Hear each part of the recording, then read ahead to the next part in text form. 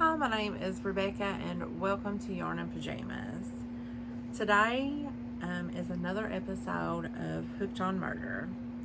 Hooked on Murder is essentially a crochet in chat where we grab us a project and something to drink and we settle in, and I'm going to tell you a story about a murder. Today we're hanging out on the bed. It's raining outside. It's just a dreary kind of day, so it's like let's just hang out in our pajamas all day and crochet. I do have my little Yorkie. He's hanging out here on the bed with me. He is going to be moving around quite a bit. He's very restless. He never knows where he wants to be. Ain't that right? I also have me some notes here just in case I forget anything, because there's a lot in this story and I don't want to get anything wrong.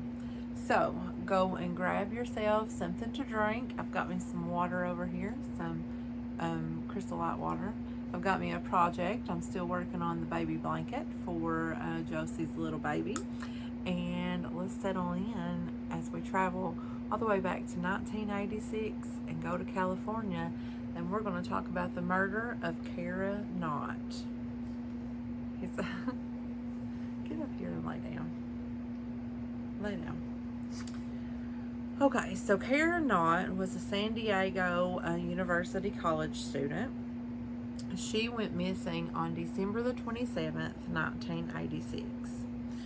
So Cara's boyfriend, who was also a college student at the same college, he had gotten sick over the Christmas break, and Cara drove from her house in El Cajon, California, up to Escondido, California, to just kind of like take care of him for the day, to make sure that he had everything that he needed during the day.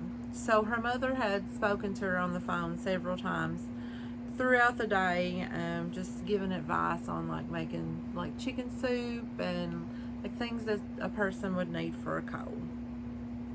So she called her parents before she left her boyfriend's house and let them know that she was on her way home. So later that night, when Cara had not shown up, they had called the boyfriend, and the boyfriend had said that, Cara left at the same time when she called the parents. So the parents were extremely worried, and they went out and started looking for Cara. So a California Highway Patrol officer, his name was Craig Pyre, had directed Cara to pull over that night onto an isolated off-ramp off of the highway. And while there, it's believed that Pyre started to harass Cara, and that they got into an altercation. And it's believed that she had threatened to report Pyre's behavior, and he just lost it and started beating her with a flashlight. He ultimately strangled her with a piece of rope that was in his patrol car, and he placed Cara's body upon the hood of the patrol car and drove over to a deserted bridge and threw her body off into the ravine that was down below. So the next day, on the 28th,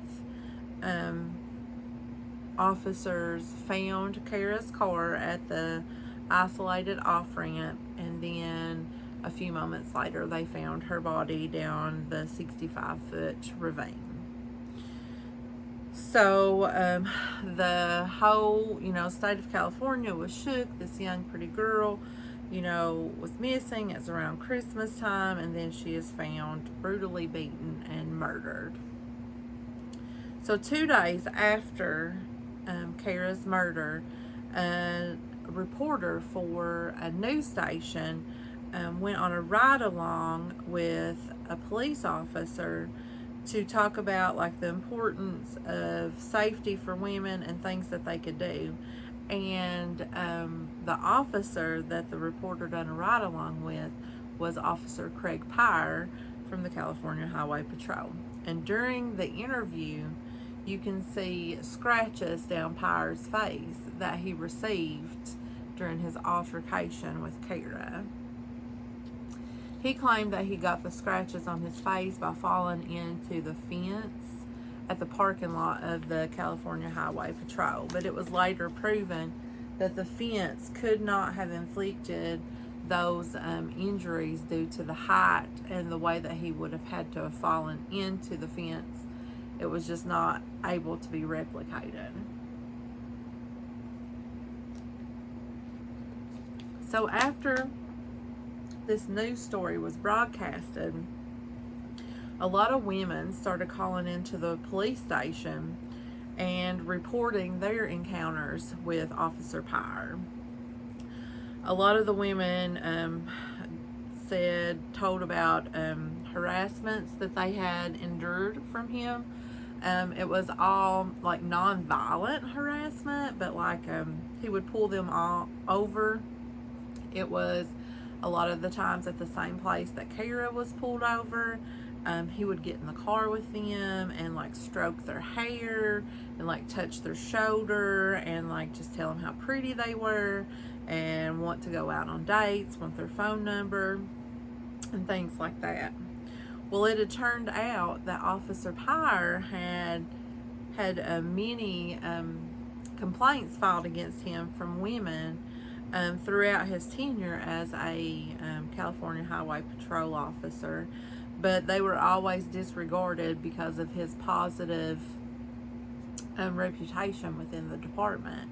No one really believed that he would be able to do those things. So on the night of the murder, there was some witnesses that said that they saw Officer Pyre's patrol car with Cara Knott's car on the highway, like on the off-ramp, being pulled over. She drove a Volkswagen Beetle. Another off-duty California patrol officer said that he had saw Officer Pyre at a gas station with the scratches on his face, and it was like hours before he claimed he got the scratches on his face. And then the last time that Cara was seen alive was at a Chevron gas station. The gas station attendant remembered Cara, remembered her stopping and getting gas. And he said that about 2 minutes after Cara had pulled off from the gas station, a California Highway Patrol officer passed and done a U-turn in the road and went back in the direction of Cara's car.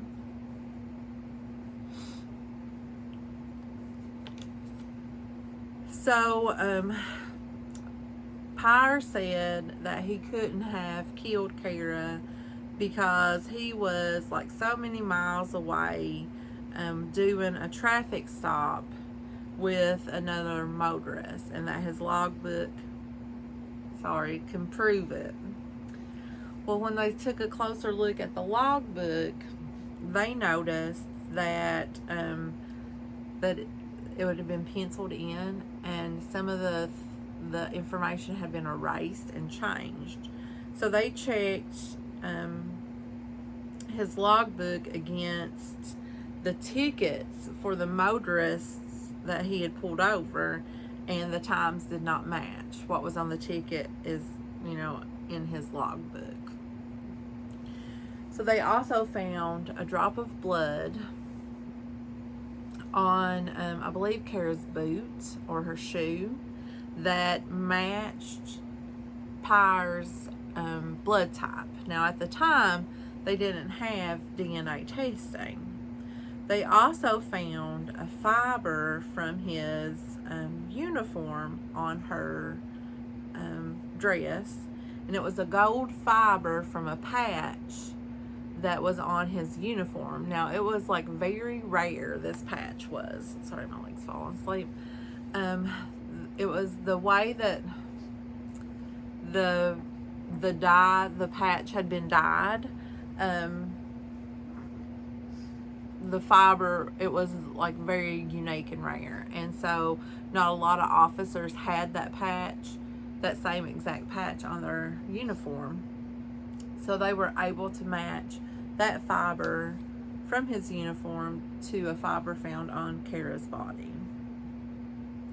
There was a forensic odontologist who matched the rope that was found in Pyre's patrol car to the marks around Cara's neck. So there was a lot of officers came forward after all of this information started coming out about Officer Pyre.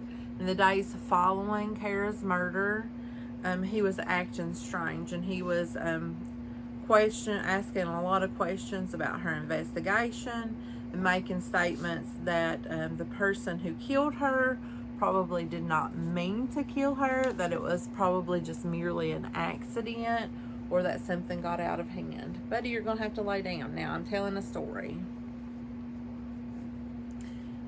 That it was probably an altercation that had gotten out of hand.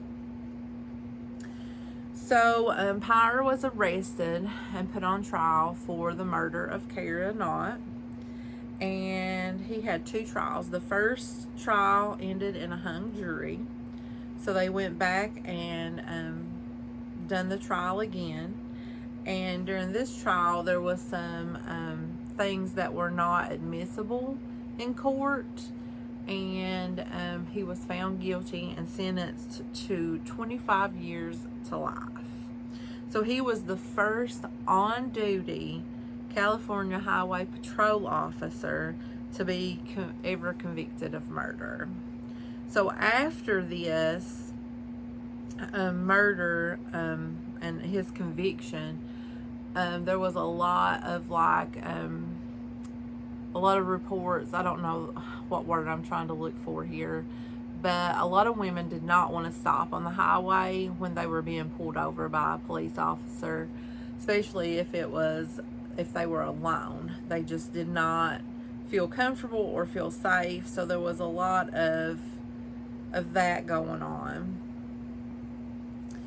So in 2004, a group out of San Diego, they were like an Innocence Project group, contacted Craig Pyre to help him because he has been claiming his innocence this whole time.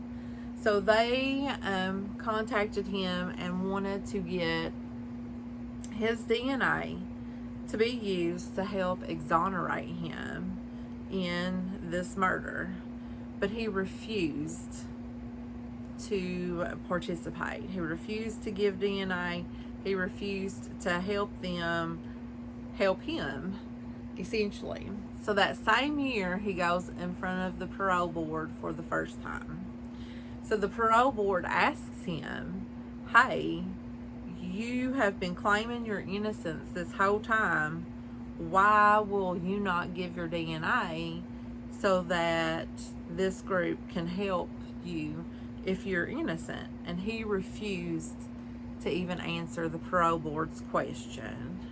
So the parole board denied him parole on the grounds of that he was not remorseful and that he refused to help prove his innocence when given the opportunity.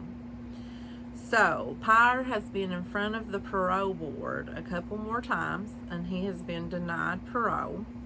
He's not eligible to go in front of the parole board again until January of 2027. And at that time, he will have served 40 years in prison, and he'll be like almost 80 years old. So I very seriously doubt that they're going to let this dude out. I mean, obviously, he did it. I mean, otherwise, there is a way to prove that you didn't do it.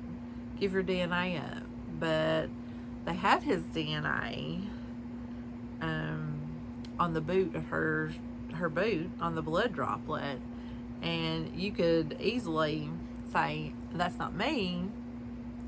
But obviously it is, because you won't give up your blood to help prove that you did not commit this murder. So Cara's family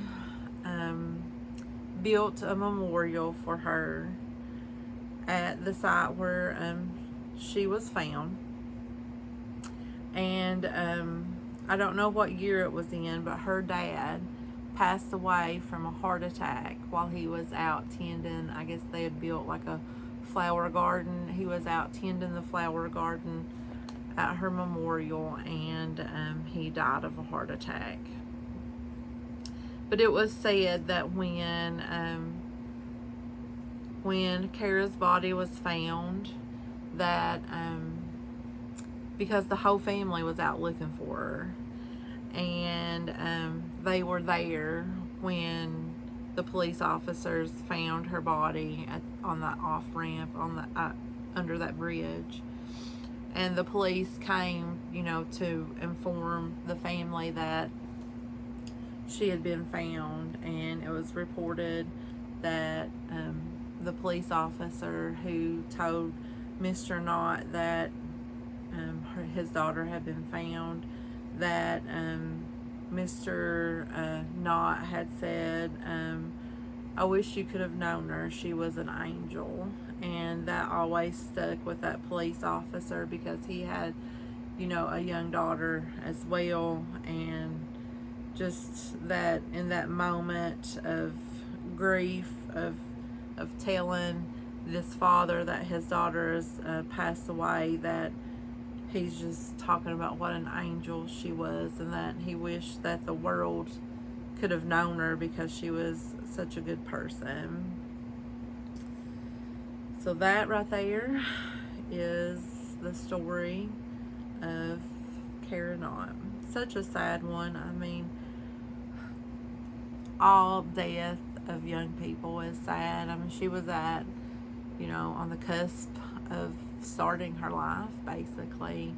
I mean, being in her young 20s, going to school and just living her best life, and somebody comes along and just takes it for no reason. It's just so very sad. So yeah. So I hope you guys enjoyed this story time today. The murders are always sad, but you know, it's interesting to learn about. I got a couple rows finished on my blanket here. I've not really worked on it a whole lot, but and there's a train coming, so it's a great time to go ahead and finish this video off. So I will see you guys in the next video. Bye.